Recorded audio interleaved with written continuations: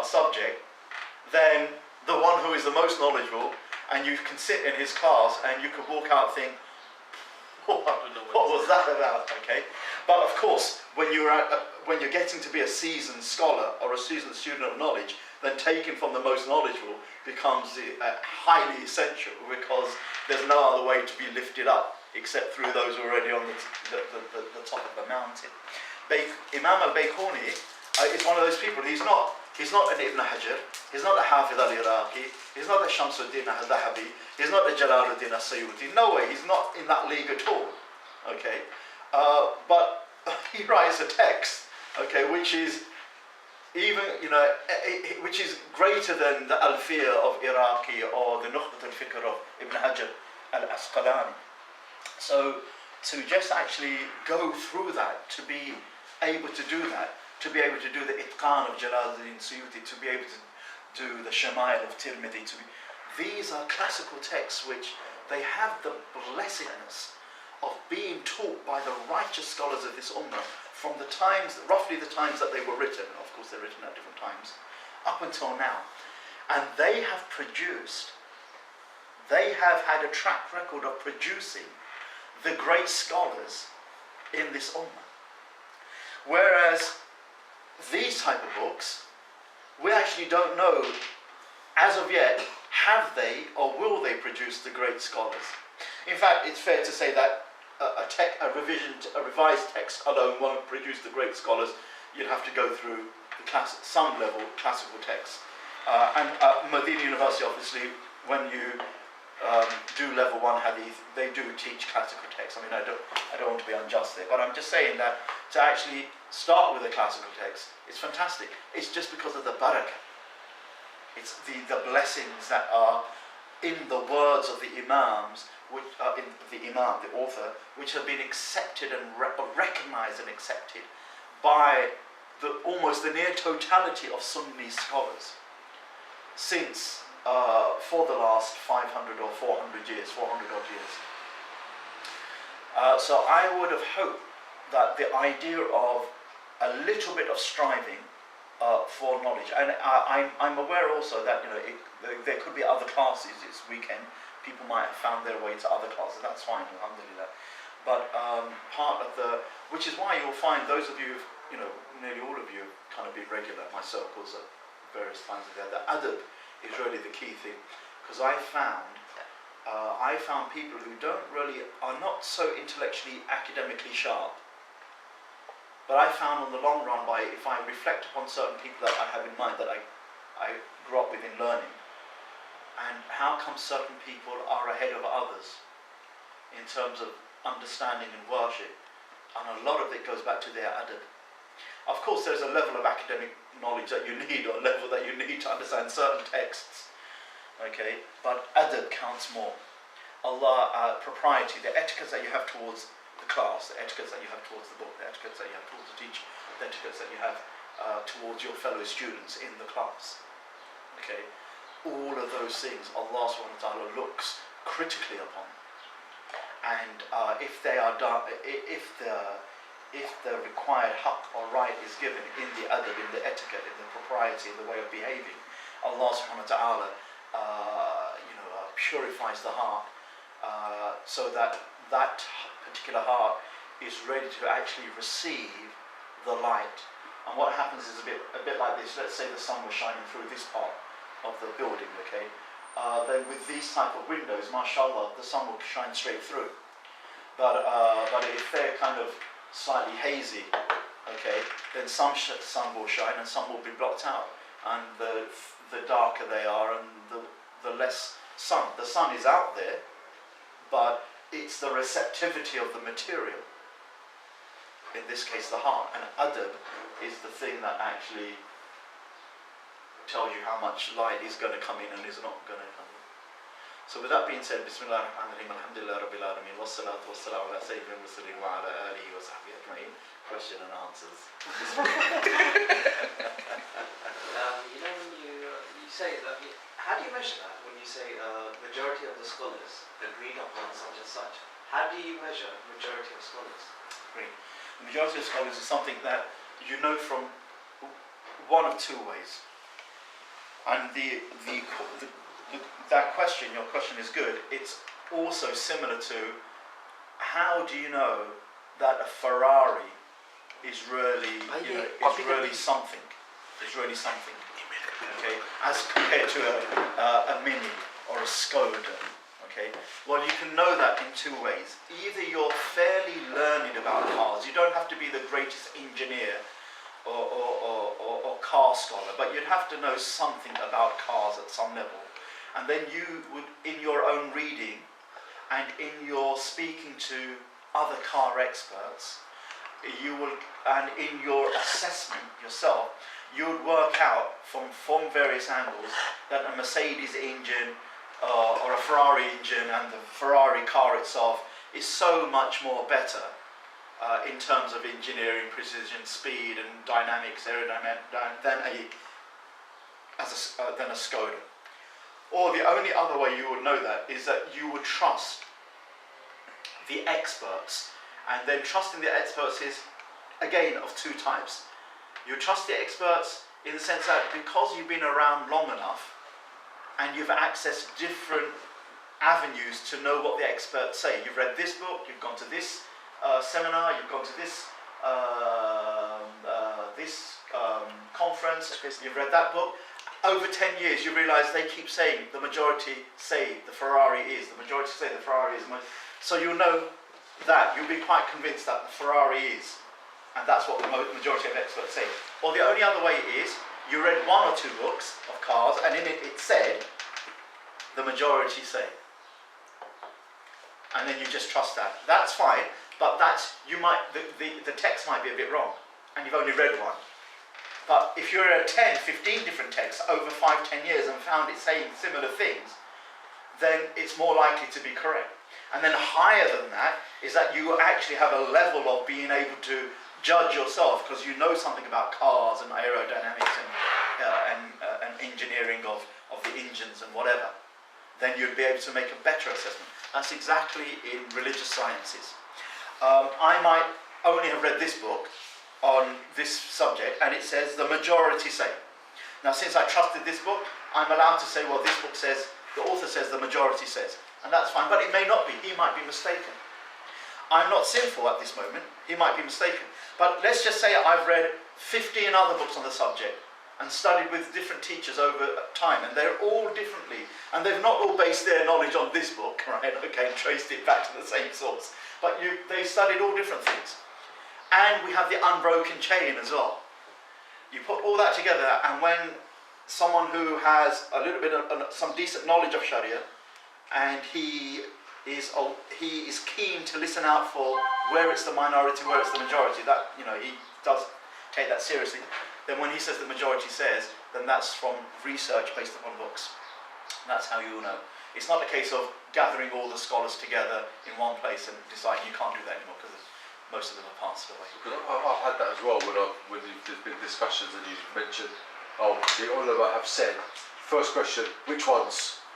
And you're like, and sometimes it makes no difference. I mean, if I said to you, in some cases, it's a silly question from a layperson, and sometimes it's an intelligent question from a layperson.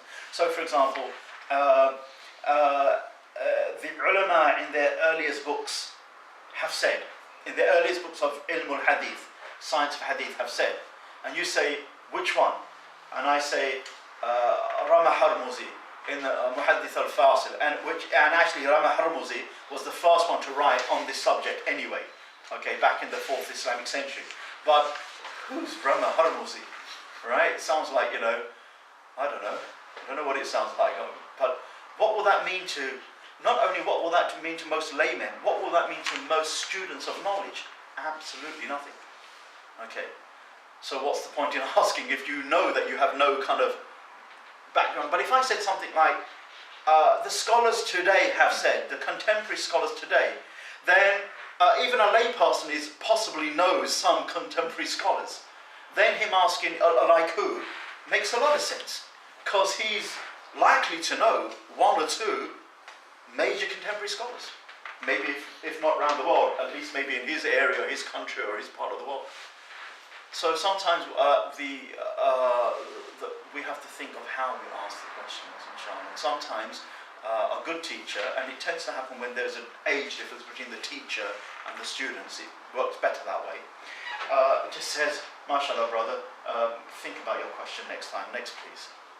And not entertain the question, and that way the brother learns. So there's a type of, there's a little element of shock and awe in our teaching techniques. Okay, not too much, it's not like bombing a country, but kind of just prick the heart a bit to make them feel, oh, okay, let me just be a little bit, there needs to be a little bit of fear for the sake of Allah in a student, so that when he thinks he's going to ask, let him think twice about asking. It shouldn't be enough fear that he's put off from asking. There should be enough fear to ask intelligent questions. Otherwise, we go back to the standard saying, the fool's mind dances on the tip of his tongue. Just can't help it. That's what most people will do. Just whatever comes into their mind, that's the question they're going to ask, and sometimes it's a silly question. So, for example, last week we had a question in one of the gatherings, and some of you were there, about if the Prophet ﷺ had 11 wives, and he had a small house, and both are correct, okay, 11 wives and a small house, how does they all fit in? Whereas every kind of adult, and it was said by a young person who's not married, every adult person, from the men to the women cringed, most men laughed. Alright, okay. And then Dr. Salim politely kind of answered it.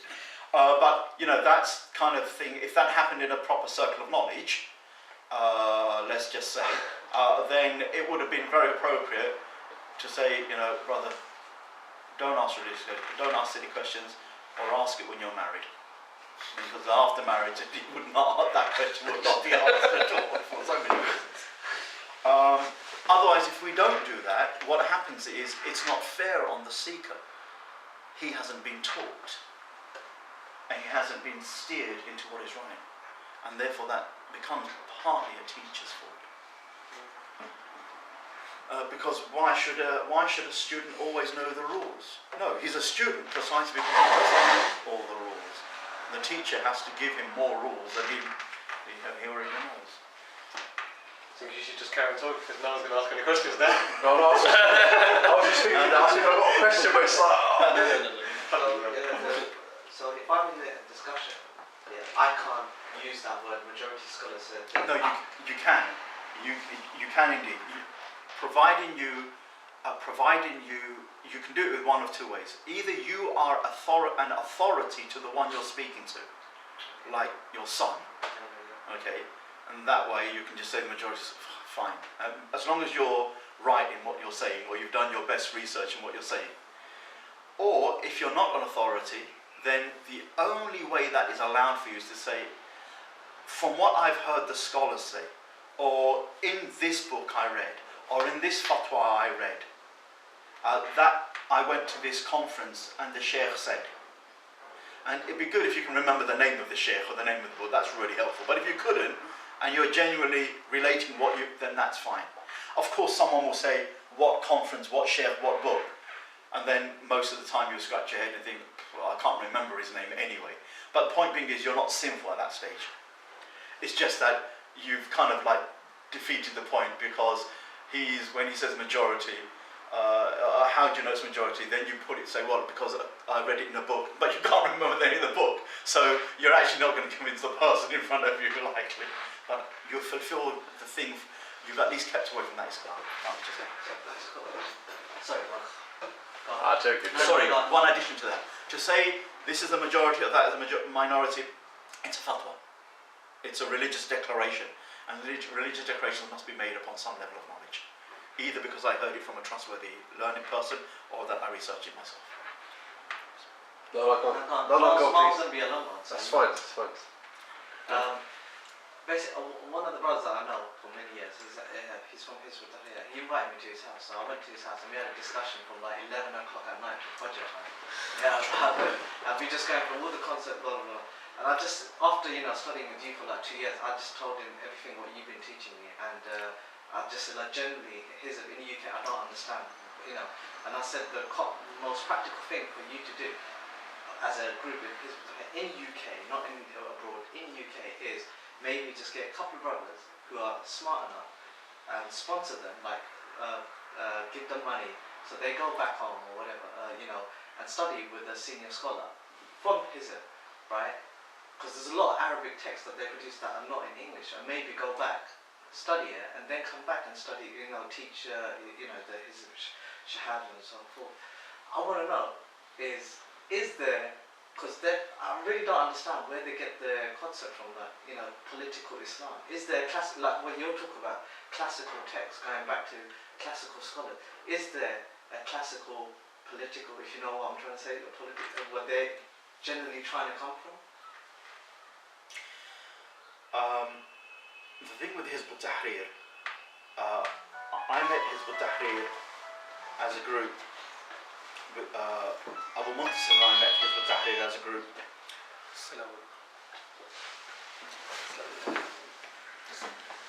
round about 1990. At that time, Umar Baqi Muhammad wasn't the head of Hizb ut-Tahrir, he was just a member. And the actual head of Hizb ut-Tahrir UK, or even Europe, was a pastor called Fuad, and whose last name I can't remember. And we met them in a meeting in 1990 in West London somewhere, above a restaurant. And there were about 8-9 of them, and a similar number of us. And we didn't know much about them. And at that time, we had a philosophy, myself and Abu Muntasir, and the early Salafi brothers who worked under the name Jinnahs. We had this philosophy that, look, we will try to build bridges with people if we can. Most of the time it didn't work, but at least we had the thing that, so this unknown group, Hizb ut-Tahrir, invited us because they saw that we had a lot of activity up and down the country, and they were just starting out. In that meeting turned out to be a big argument, actually, in so many ways. And then when we went to our sheikhs, our scholars, and said, Hizb ut-Tahrir, actually the sheikh that we went to is the author of this commentary on the Bayquniya. His name is Sheikh Ali Hassan al-Halabi, Syrian scholar. And at that time, he was still studying with Sheikh al-Albani, being one of his main students in Syria. And about 6 months later, when they came back to the UK from Jordan, he brought back all these tapes where Sheikh al-Albani, all these writings in Arabic, where Sheikh al-Albani was actually debating with, or trying to debate with, the founder of Hizb ut-Tahrir, Sheikh Taqiyuddin al-Nabahani. And it became well known, not just with Salafi circles, but even with traditionalist Islam, that whenever Sheikh al-Albani would try to discuss with Nabahani would run and flee, because it was just chalk and cheese. One is, Nabahani was a judge, a qadi, but to actually be a qadi, you don't need to be that greatly knowledgeable. And Nabahani, the founder of Hizb ut-Tahrir, apart from within the Hizb ut-Tahrir themselves, they consider him a mujtahid. No other scholar from Azhar or Syria or Jordan who were around at that time give him any credibility. My great-great-grandfather was a qadi, a judge. But actually, my Sharia knowledge is greater than his. And I know that because of my grand-uncle telling me, what kind of level of knowledge, because he was going to be a judge, but then something happened in his life.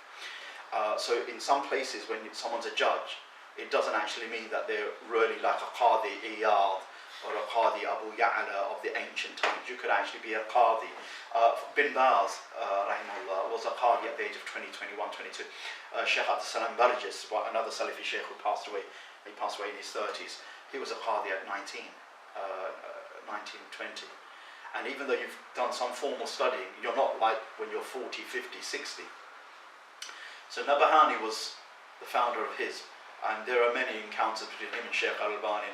There are just so many gross mistakes, and because he wasn't entrenched. And his focus was on politics heavily influenced by socialism, and you won't know that unless you have found a firm Aqidah. Aqidah-wise, Hizb ut-Tahrir do not have the Aqidah of Ahl Sunnah wal Jama'ah, neither Maturidiyya, neither Ashariyya, neither Athariyya Salafi. They don't have that Aqidah. They have the Aqidah closer to Mu'tazilism. What's that? It's one of the deviant 73 Muslim sects. They have, and that became our focus in the 90s onwards, to challenge them on that. How many a time I tried to challenge Umar Bakri Muhammad on this in a very respectful way. In the end, it came to me just writing something about it back in 92, 93. Because Umar Bakri Muhammad became their spokesman, then he became actually their leader. That's one thing. Second thing is about Hizb ut-Tahrir. Remember, Umar Bakri Muhammad is not Hizb ut-Tahrir now. He became Muhajirun, he became Salafi, God forbid, and Muhajirun and then whatever. Okay, Takfiri, Jihadi, whatever. So Hizb ut-Tahrir have calmed down since then. Up and down the UK used to be Salafis versus Hizb ut-Tahrir in the university campuses. Just two loud groups mouthing it off, basically. Hizb ut-Tahrir have a few things that you need to know. Once a person sympathise, there are levels. You sympathise first, and that means you start going to their circles and begin to slowly read their books or get taught their books, and at some level you are fully groomed to be a member. Whilst you're a sympathiser, let alone before you're a member, there is a very strong indoctrination. They're not the only ones who indoctrinate, but they have a very strong indoctrinating mechanism. And I was quite amazed, not amazed in the positive way, amazed in the scary way of, wow, this is cult indoctrination. What do you mean? For example, you could become a Muslim. From yesterday someone's a Hindu and today they're a Muslim. Within a month you could be talking about Khabar al-Ahad, which is one of the signs of the hadith, okay, and the conditions for some hadith being mutawatir, and you would learn the party script. And if you're an intelligent person, like you were studying in SOAS or UCL or something like that, and Hizb ut-Tahrir would focus more on that. And it was very clear between the Salafis and Hizb ut-Tahrir.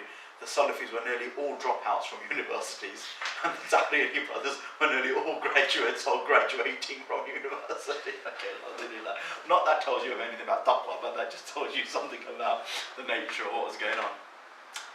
So now you're academically kind of thing, and you read this, and you're studying political science, or you're studying history, or you're doing this, that, and the other. Where even the Salafi brothers, if they were studying, they were doing computer science, which isn't really on one of the great social sciences at all. But it's, so there is a difference. Then what happens is you learn all these things, and you go through a little session today. Today we're going to go through like we're going to go through. So hadith has, this is not what they'll teach, but this is the hadith has 5 conditions to make it sahih. A, B, C, D, E. What are they? A, B, C, D, E. What are they? A, B, C, D, E. What are A, B, C, D, E. Everyone has to thoroughly know it. And there are these key things that not only do you have to hear and understand, you just have to know it, and you have to be able to regurgitate it. Okay? And it's all through the books of Tahrir. Okay? And even if they do draw upon 1 or 2 classical things, I'll give you an example. They use the definition, I remember Tahrir used the definition one time, that, okay, a Sahabi is someone who, because Sahabi is from the word suhba, companionship. A Sahabi is someone who has companionship with the Prophet for over a year. Anyone who has not had companionship with the Prophet for over a year is not enumerated as Sahabi. So therefore, out of the 12,000 Sahabis that Ibn Hajar lists as being Sahabi, okay, you're going to at least 5,000-6,000 of them, if not more, are not going to be Sahabi. Because some of them only saw the Prophet for an hour, or a day, or a month, or a week. Not a whole year. Right, okay. And we said, and they all learned this. And the idea behind that was to nullify what they said. No, I don't know. Truth be told, I don't know what it was for, but I'm coming from the angle not so much that to nullify, although if I look back on hindsight, I believe that could have been there in some of them, because they were always trying to find a way of not following the Sunnah. Okay, and sooner or later, when you see that consistently on an individual, then you can make an assessment after a lot of time and knowledge and justice. But I don't know if that was a philosophy of the party, so I'm not prepared to say that as a philosophy of the party. But what happens was, there's a narration that goes back to Sa'id ibn al-Musayyib, who states, a Sahabi is someone who accompanies the Prophet for a year. But Al-Hafidh al-Iraqi and the near totality of Muhaddithun say the narration from Sa'id ibn al-Musayyib is not only very weak, okay, but he has another narration which conforms to the majority, including Bukhari, Imam Ahmed, and whomsoever, the four Imams, that a Sahabi is someone who, you know, he's just even met the Prophet for a short while. Okay? So once you are in a party and you exclude all these other views, and then your party says to you, we're not really a religious, spiritual, moralistic party, we're a political party. And therefore, you can actually find this Hindu brother, not a Muslim, now he's a Muslim, within 3 weeks, he's spouting off things that have nothing to do with his Iman. How is the fact that you know the distinction between a mutawatir hadith and an ahad hadith going to improve your prayer, let alone tell you how to pray? Is it from the wajibat, the obligations that I need to learn immediately, fardul ayn? And then they would have this political rule. And the thing about politics, okay, is it changes rapidly. And Mawdudi's book that he wrote on politics, and he wrote quite a lot obviously, Rahimullah, okay, it may have fitted really well, and it may have been an incredibly insightful book for its time and for its place and for the circumstances that were happening in 20th century, 1940s, 1950s, India, Indian subcontinent, partition, whatever. But given 1980s, such a book would be near redundant when you don't have socialism or communism as any driving force. And then you have a type of liberalism and capitalism that grows beyond what it initially was. Okay. And I remember, one of the Salafi Sheikhs, Ibn Uthaymeen, always saying this, like, you know what, the thing about writing so much about politics is that by the time you put the last dot on the last page, the world could have politically moved on. Okay.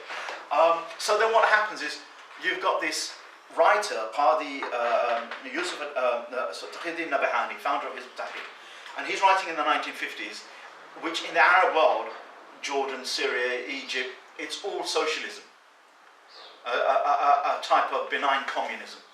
All right, okay, and so everything is to do with that, refuting it, and actually sometimes being influenced by it, and you don't realise, because people are influenced by their surroundings, and sometimes you can't help it. So this is what I mean, and so we learned very quickly what I would do, and no one else would do it in Jamaat, but I would do it, because I was academic. I would have every Tuesday evenings, this went on for about, when I say every Tuesday, not 52 Tuesdays in a week, but at least 40 Tuesdays in a year, sorry. For about 3 years, I'd say, come brother, from the Hizb ut-Tahrir, come over and let's talk. And I did that for two reasons. One, because I was generally always interested in trying to convince people.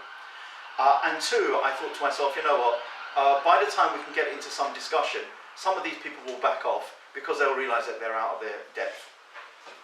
Sometimes it worked. Probably it worked with me about 30-40% of the time. Other times it just drove them to learn more of their Hizb. But I continue to do it. But I would not advise anyone else to do it. And in fact, I said in Jamaat, look, don't do it. Why? Because it's an argument not for the sake of Allah, because they're not willing to change most of the time. If I was fairly convinced that this person doesn't matter what I'm going to say, he's going to stick to his own madhab, whatever, it's not allowed for me to discuss and debate with him. Unless there is another overriding benefit, it's not allowed. Why? Because the niyyah is not correct. When two people debate, the niyyah has to be right on both sides. If it's not right on one side and you're very clear about that, or close to being very clear, it's not allowed to debate. In this case, the sunnah is just say the piece and move on. This is Islam, or this is the fiqh position, and that move on. And yeah, but why don't we discuss it, brother? I've just told you, barakallahu feekum. Take it, alhamdulillah, or leave it, alhamdulillah. But if it's a case of no, this guy will listen, bit of effort, but he will listen, then inshallah ta'ala, the one who is learning, and providing he can stick to some level, and providing he does have the intention that if the truth were upon the opponent's tongue, he would accept it, then bismillah, he should do it. Okay. The etiquette is that it should be done. Otherwise, jidal and jadal, argumentation and debating is not the way for lay people at all. And so with Hizb ut-Tahrir in particular, I would say don't waste time. Because they are, or in my time, they were well schooled, and I'm not quite sure how well schooled they are. They're very small minority of the Dawah now. They don't have anywhere near the influence. It literally used to be, I remember, I'll give you an example. Some of you know that how I used to travel up on a Friday night, or Saturday morning after Fajr, would leave for a circle in Middlesbrough, then that'll be 11 o'clock in the morning, then we pray Dhuhr, and from Middlesbrough we'll go to Bradford, from Bradford to Leeds, right, that will take us to close to evening, from Leeds to Birmingham, do the final circle there, Birmingham, have our evening meal, get back into London, 3 or 4 o'clock in the morning, go to sleep, whatever time Fajr was, or whatever, get back up, 11 o'clock circle in Masjid Tawheed, and from there we would go to Luton, Southall, whatever, and then back to work on Monday. I remember one time, it's about 2 o'clock at night, and I was ready, and Abu Musa had gone to one circle, and I was in another circle, and 2 o'clock at these traffic lights on an empty road up in the Midlands somewhere, and there's a car pulled up by the lights, and his brother from Brixton, Samir, he said, "Why, wake up, you're never going to believe who's next to you." I said, "What do you mean?" He goes, "There's a car next to us, there are 2 people in the front, driver and passenger, and there is a person at the back, just like in our car, 2 people at the front and me at the back." I looked around, I saw a brother called Farid Qasim, I think he's passed away from Hizb ut-Tahrir, Rahmatullah alayh. He was one of the main pillars of Tahrir. There's Farid Qasim in one seat. There is his senior by a couple of years, Saleh. I can't remember his surname. I don't know where he is. Saleh. They're driving, and Umar Bakri Mahmoud in the seat. And I thought, oh, and we were at war with him in the sense of, they're not from Ahl Sunnah, we're from Ahl Sunnah, whatever.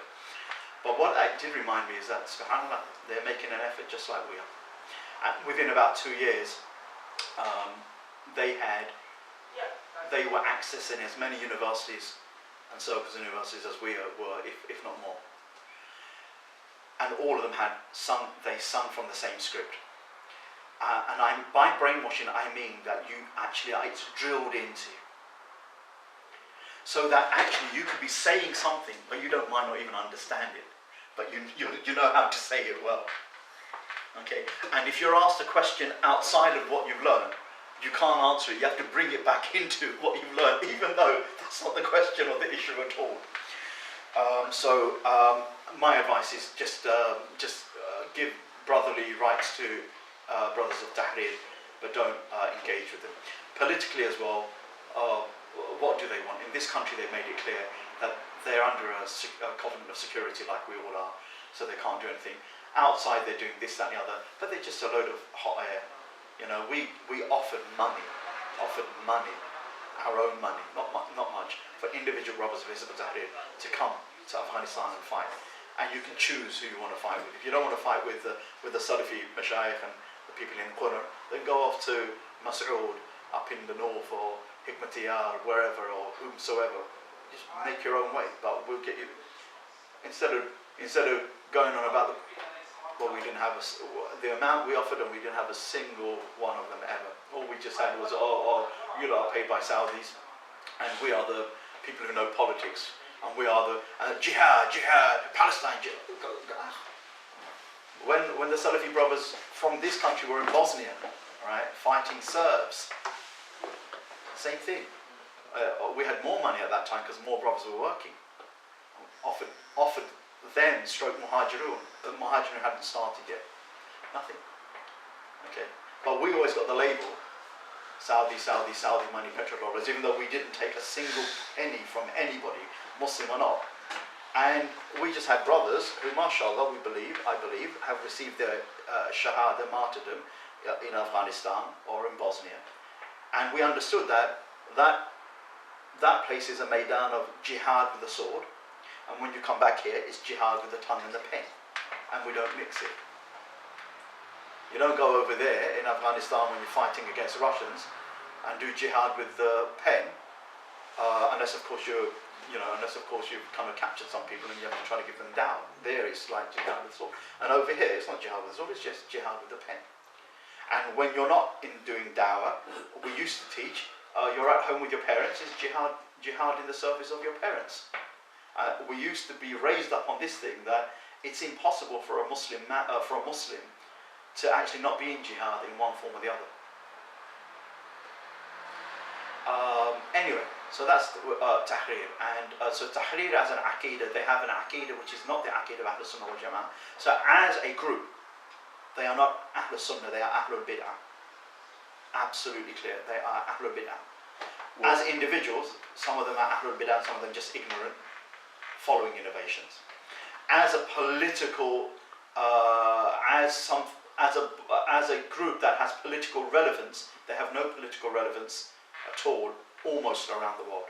But as some individuals who may have some insightful things to say about some local British Muslim issues, I dare say that some of them do. But whatever good you could find in some of them, you could probably find a greater good in others on the political reality. So Hizb ut-Tahrir are very small. What happened was when Omar Bakri Muhammad, who became the charismatic leader, because Fu'ad, the first Hizb ut-Tahrir leader, if you heard him speak, you'd fall asleep. But when you heard Omar Bakri Muhammad speak, even though he was not articulate, and even though he was all over the place, it's just the amount of spit and the amount of arm waving, you'd just have to pay attention to, if not to avoid the spit. So he became very charismatic. Charismatic in the sense that he would always say something to antagonize. So if you can imagine Anjum Chowdhury now, imagine his mentor, Omar Bakri Muhammad, 10 times more so, 100 times more so. So in the time that Omar Bakri Muhammad became the president or the Amir of Hizb ut-Tahrir UK or Europe, Tahrir's membership and sympathising people grew tremendously. And he was very antagonistic. And he would always go around. He made a big issue of all these things. We don't take khabar al-ahad in aqidah. We don't say believe. We don't have iman in punishment of the grave. We're nusaddiqu wa la nu'minu, and all this kind of mu'tazilite rubbish.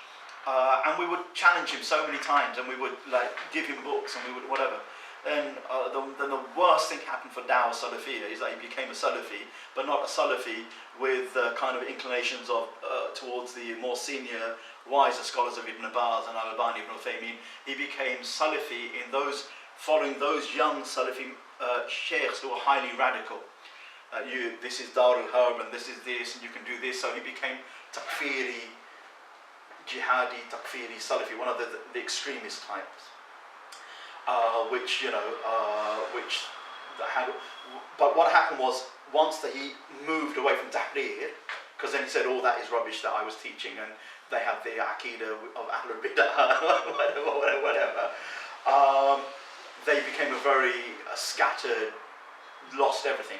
Farid Qasim died as well. I mean, he was in a wheelchair for so long that that was probably the next most charismatic person intellectually as well. But he had been riddled with that disease and that wheelchair confinement for so many years. But when he kind of moved on, then they had absolutely nothing. And it more or less continues to be like that now. Even MPAC, which is really just Asghar Bukhari and his brother and a few other people, are actually more relevant to the UK British Muslim Dawah scene than Tahrir. There was a local circle in Claypool, and I'll get texts, and I didn't know it was because we started a local circle. We used to come. Absolutely, I remember. And so they started their one, and then the topic came Abu Bakr, and I thought, okay, that's different. I thought, yeah, I'll be really interested, so I went there. And so quickly, and there were senior people there from the Hizb, and swiftly, I mean, literally, Came to the politics. He went straight to Khilafah. Yeah. Right, and I thought, and then the embarrassing thing was there was an 8-year-old kid there, and he asked how old was Abu Bakr in this, or some really basic questions, right? And none of the brothers knew the answer to it, and he was so embarrassed that they had to change his topic or subject and say, oh, maybe that's a discussion. Basically they were embarrassed to kind of answer that. Those and that was a love for the you know, they had so much love for Abu Bakr, they didn't know basic Those type of dates hizbs, and ages. those type of hizbs are the hizbs that really is what the Quran is referring to when it says وَلَا تَفَرْ وَلَا تَكُنْ مِنَ الْمُشْرِكِينَ مِنَ الَّذِينَ فَرَّقُوا دِينَهُمْ وَكَانُوا شِيَعًا وَكُلُّ حِزْبٍ بِمَا لَدَيْهِمْ فَرِحُونَ. That type of hizb or party is so much, the way they do it is exactly what the Quran is condemning. Because their wala and bara, their loyalty and allegiance to any other Muslim is based upon this. It's secondly, it's not upon the Aqeedah of Ahlul Sunnah wal Jama'ah, so it's Ahlul Bid'ah, so it's another reason for splitting. Even if they may be sincere individuals amongst them, even if they may be naive individuals amongst them, that's not what counts. And their only excuse is because we don't have so many scholars. You know, we're not like living in the middle of Baghdad in the golden era of Islam, where, you know, so they may have an excuse of ignorance on some issues. But I suggest from well past the 90s, mid-90s up until now, the knowledge, the awareness of Sunnah and Jama'ah and Sunni orthodoxy in whatever form has become more conscious and available. People have less excuse to be away from the Sunnah and Jama'ah. People have less excuse to be a Muslim Shia or a Muslim Mu'tazilite or a Muslim whatever deviant. They have less excuse in the UK because the knowledge of Sunnah and Jama'ah is becoming much wider spread. So, you know. So you've got all the answers to you. Yeah, MashaAllah. So is the time okay for next week, or do people have some other? I just feel it should be straight after Zuhr. Yeah, After after Dhuhr. Dhuhr. So we'll keep it at 2, and then by 3:30 people can finish, and that will still give them a fair good day. So they're going to want to go out somewhere or do They something. still have, you know, Yeah. 5-6 hours of daylight. Yeah. Or the only other alternative is 11:30 to 1. And then people have the whole of the Dhuhr to go out. So I'm easy with both. I think more people come to the early one then they have the rest of the day to do work. What do you think? I'll come to whatever. What do you say? Yeah, I think It's that's not alright. too early, 11. it's not late. Yeah, 11 should be enough for people to. 11:30 should be alright. 11:30 to. If I wake up at 10, then Yeah. I can have So we gather for 11:15 is where we gather, and 11:15 to 1 basically. Yeah. 11:15 to 1. Make it 11:50 to 1. Yeah, that's a good idea. So I will say 11 though, so that we can set up the stuff. by the time like people will come, it will already be 11:30. So let's do that, and then people have a whole day, the whole daylight hour So they after can have Dhuhr. their Dhuhr. Because most people won't go out after Dhuhr until after Dhuhr anyway. You know. Yeah. On time. So 5, almost 5 minutes. Yeah, you can ask questions. Sorry, can you arrange for the screens to be collected as well? So we can just have the screen here. Fine. We could have used this one. No, they block out too much light. Yeah. The other screens which are in my house, Yes. which belong here anyway, we can have those So we each can at a have time. And we'll start. So next week we'll start regardless. PowerPoint presentation, going through the book and the 34 lines of poetry, inshallah. Any final questions, or we can round it up? You hope you're happy with that, yeah? Are you okay with that? You haven't said 11:15. Yeah. Yeah. Is it waking up or is it No. Yeah, Because yeah. family or what? Ramadan is in 4 or 5 weeks time, so if it goes over, No, it won't. It won't. It has to It's really finish 3 difficult weeks, so. because after halfway through the poem, You just I read it and I will slow down myself because there is technicality which I feel has very little benefit other than to know it and hear it and read it. Yeah, Except for that 1 or 2 people who might actually go into ilm al-hadith. So Sahih, Da'if, Hasan, those 3 in the beginning, maybe Mashhur a little bit, and then Mursal, Hadith Mursal, and Da'if, and Mawdu and Da'if, that's it. And then rest there's so of the many other 34 things. we don't need to. But what we'll do is we'll go through everyone Yeah, and so give an example if we can, but won't entertain too much questions on, if a maqtu hadith is this, that, Yeah. Bismillah, just go and read another book or Yeah. ask a shaykh, inshallah ta'ala. We're not pertinent. Any final questions, or we can kind of leave it? Inshallah? Oh yeah, mine a little bit long. Go for it then. Sunny days. Alright. You see, this one here, because I was talking to someone about who's against following scholars, and I was trying to advocate it, and then I was saying that the flesh of the scholars is forbidden, and he basically corrected me. He says no, it's what the Quran and the Sunnah talk about is the friends of Allah. The friends of Allah, like, you know, the awliya. And just because someone's a scholar doesn't mean they're a friend of Allah. And then in this book, which is like by Imam Nawawi's Etiquette of the Quran, there's and I mentioned this one to him, like a reported saying of Abu Hanifa and Imam Shafi'i, who said like, If the scholars aren't the the scholars aren't the friends and Allah has no friends. And he was like, well, almost saying that they're arrogant to say that. Almost to say like, well, we're friends of Allah. Do you know what I mean? That's how he's looking at it. Like they're saying we are the friends of Allah, and for them to say that about themselves or scholars. MashaAllah. For Nawawi to say or Shafi to say the scholars, if the scholars aren't Allah's awliya, then Allah has no awliya. Who are the awliya? Is arrogant. But to say we are Allah's awliya is not arrogant. We are Allah's awliya. And when Imam Nawawi say about Abu Hanifa, I was saying that they're both. Okay, yeah, it's not guaranteed because you're a scholar, you're a friend. Don't spend too much time. This is a person who's trying to attach himself to tasawwuf and ihsan and tazkiyah, and he either has some really dreadful rubbish teachers, or he's misunderstood so much. Okay, that's one thing. And second thing is he might be upon a path of tazkiyah and tasawwuf, which is not connected with orthodoxy and scholarliness. And in that case, it wouldn't be a true path of tasawwuf, because as the Imam of the people of the Sufi said, Junaid al-Baghdadi rahmatullah alayh, that our path is confined and restricted to one who has memorized the book and studied the hadiths. Are you saying the brother is the subject? No, I don't think so.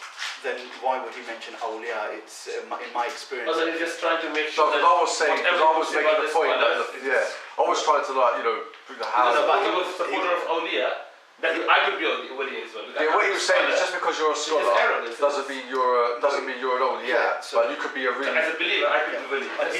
But let's take this clear. In one sense, because words like that are a bit general. Just because you're a scholar, it doesn't mean you're a wali. From one angle, that's absolutely true. That's absolutely true. Because it would depend upon how you define a scholar and what you mean by a scholar. If you mean by a scholar someone who's done 6 years or 8 years worth of proper formal teaching and learning under the feet of scholars, and maybe he's graduated from Azhar or he's graduated from... No, it doesn't mean that necessarily that alim is Allah's wali. He might be a person who prays sometimes and he doesn't pray sometimes. He might be a person who has sexual relationships outside of marriage, but he can explain Sahih Bukhari. He may be a person who steals other people's money, but he may be able to do usul al-fiqh. Now, we don't believe that that is the character of the majority of scholars. The majority of scholars, they live up to their knowledge in practice at some level. But you can get scholars who are bad charactered and are doing consistently sinful things. In that case, that alim, that scholar, is not the wali of Allah subhanahu wa ta'ala in the true sense. He's not. Oh, yeah. And here is a road sweeper, right? He just knows his 5 times pray. He's memorized the last 10 surahs of the Quran. He doesn't know any more Arabic than that. He knows all of his obligations. He knows how much zakat to give. And he fulfills his haqq to his parents, his family, his children and his neighbours. But that's all he knows. He doesn't come to all of these Bayquniya stuff. He just knows, like, you know, I do dhikr, when I do sin, I have to make tawbah. And he's just a street cleaner. He's not an alim, but he is a wali of Allah. He is a wali of Allah. Because his level of faith and obedience to Allah is so much higher. However, to truly have that waliship of Allah, with knowing Allah through His names and His attributes, and the obedience to Him, and the inward conditions of the heart, and the purification of the soul, it can only be done by people who know the outward Sharia rules and the inward obligations of Iman. That they would have to have some serious knowledge. And that's why the ulama of that level